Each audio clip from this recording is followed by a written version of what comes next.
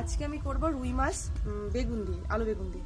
তাই বাবা পেছনে, বাড়ির পিছনে বেগুন গাছ লাগিয়েছিল, সেখান থেকে বেগুন তুলতে এসেছি। বেগুন গাছটা দেখা মিষ্টি,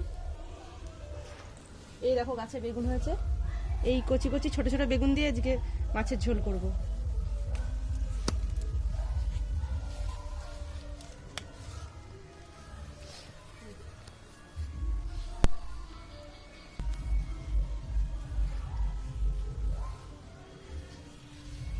এই মিষ্টি দেখা বেগুনটা কত সুন্দর হয়েছে, কয় টুকু বেগুন হয়েছে দেখো।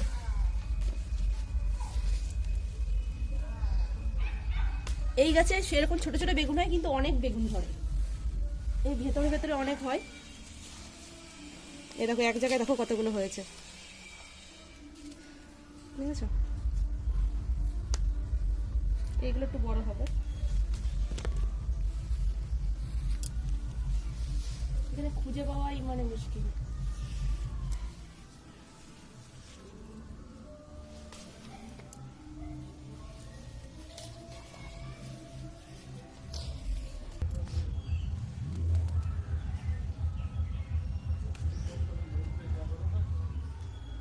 এই দেখো বন্ধুরা, এই কটা বেগুন আমি তুলে নিয়েছি, এই কটাতেই হয়ে যাবে, আর তুলবো না।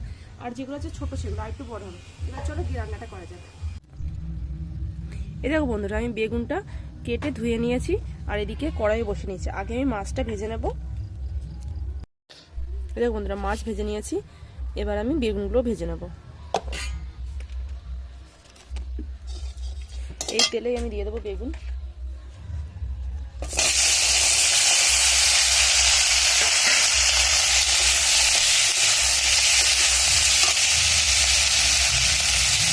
লবণ হলুদ দিয়ে বেগুনটা ভেজে নেবো ভালো করে।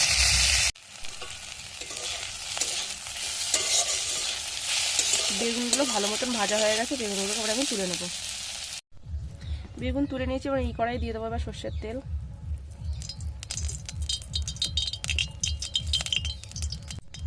দিয়ে দিচ্ছি ফোড়নে কালো জিরে। এই দেখো এখানে আমি মশলা করে নিয়েছি, এর মধ্যে দিয়েছি কাঁচা লঙ্কা, আদা, একটা টমেটো আর 2-3 কোয়া রসুন। এবার আমি এটার মধ্যে দিয়ে দেবো।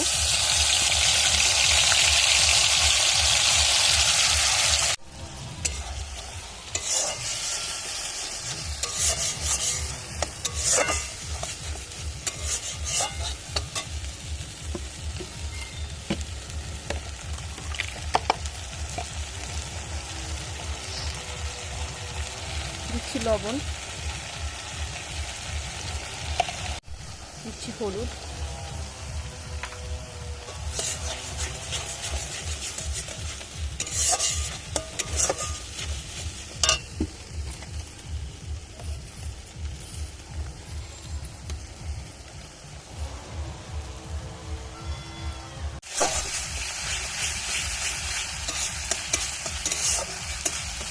এটা কিছুক্ষণ ধরে আমি কষিয়ে নিয়েছি। এবার আমি দিয়ে দেবো এর মধ্যে একটু সামান্য পরিমাণ জল।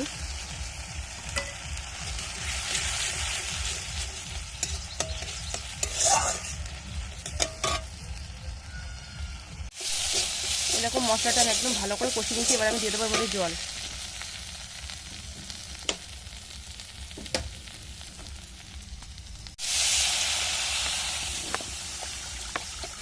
আমি জলটা অল্প করে দেবো, যেহেতু আমি আলু দেবো না, শুধু বেগুন, তাই আমি জলটা অল্প করে দিলাম।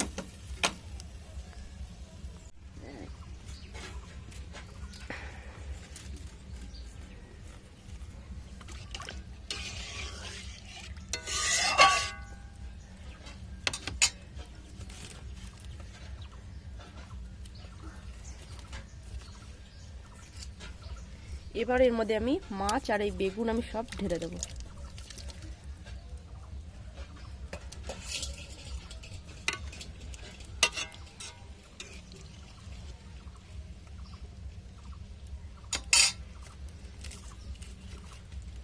দিচ্ছি সামান্য পরিমাণ একটু চিনি।